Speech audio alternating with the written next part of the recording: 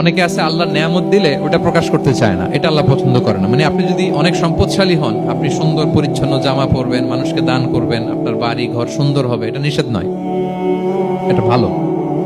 আপনি আল্লাহর দেয়া নেয়ামত ব্যবহার করতে পারবেন এবং বলতেও পারবেন, কিন্তু শুকরান লা ফখরান, শুকরিয়া স্বরূপ বলবেন, ফখর করে অহংকার করে না। বলতে পারেন আলহামদুলিল্লাহ, আল্লাহ তাআলা আমাকে 4টা ছেলে দান করেছে, 4জন হাফেজ, আল্লাহ তাআলা আমাকে থাকার মতো একটা ঘর দিয়েছে, একটা বাড়ি দিয়েছে, একটা গাড়ি দিয়েছে, সম্মান নিয়ে সমাজে চলার মতো আল্লাহ তাআলা আমাকে দিয়েছেন। এটা যদি আপনি শুকরিয়া স্বরূপ বলেন, এটা তো সমস্যা নেই, কিন্তু অহংকার নিয়ে বলা যাবে না। ইন্নাল্লাহা ইউহিব্বু আইয়ারা আসারা নি'মাতিহি আলা আবদিহি, আল্লাহ তাআলা যে নেয়ামত তার বান্দাকে দিল, ওইটার একটা নমুনা দেখতে আল্লাহ পছন্দ করে। আল্লাহ বানাইছে আপনার বিলিয়নিয়ার, আপনি হচ্ছেন ছেঁড়া পরা জামা পরে চলে হবে?